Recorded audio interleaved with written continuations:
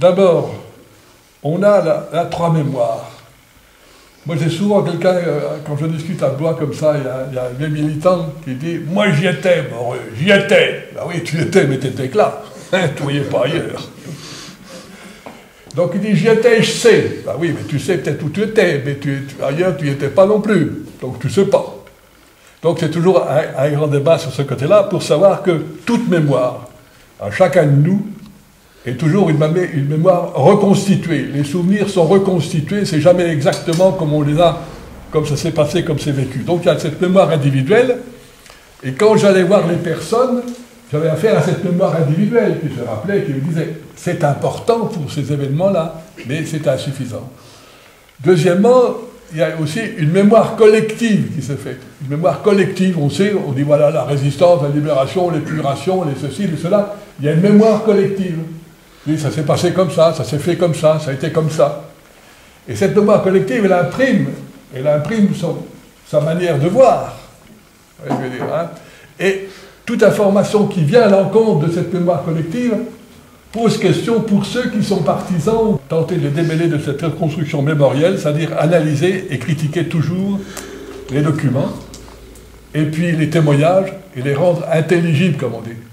Il convient de signaler que le groupe FTP en question avait été depuis 3 mois alimenté en armement, en matériel, notamment en chaussures et vêtements, en argent et même en armes, par le commandant FFI du Cher. Il convient également de signaler que 3 parachutages avaient été organisés spécialement pour les éléments FTP du Front National et Front National. Alors Front National, c'était un groupe communiste à l'époque, hein, du département et devait être servi à une date très rapprochée. Bien que des multiples contacts aient eu lieu depuis plusieurs mois entre le commandant FFI départemental et les dirigeants FTP, aucune des propositions d'attribution de commandement n'a été acceptée par ceux-ci, et aucun contact direct n'a pu être établi entre le chef FFI et les groupes de combat FTP, lesquels n'ont d'ailleurs pas entrepris encore ni préparé l'opération militaire quelconque. L'histoire dit les FTP, l'histoire raconte par les FTP beaucoup d'actions militaires, que l'on dit aucune.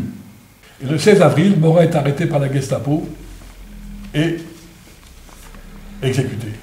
Et c'est là que je trouve un document intéressant aux archives de Bourges.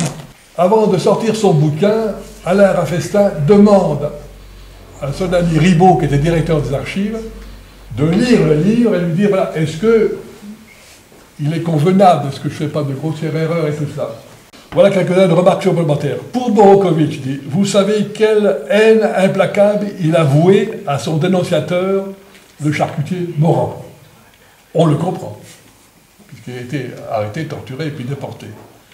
Mais l'histoire de Morand est plus complexe que celle d'un simple traître. Connaissance, sinon d'enfance, connaissance, sinon ami de Picot, Rissler. Alain Morand était en relation avec Daniel, et Hubert est de conviction communiste.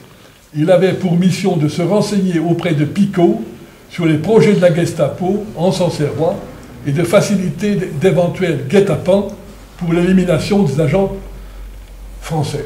Pour préserver sa mission première, Morand fut plus ou moins acculé à assister Picot dans l'arrestation de Borowkovitch.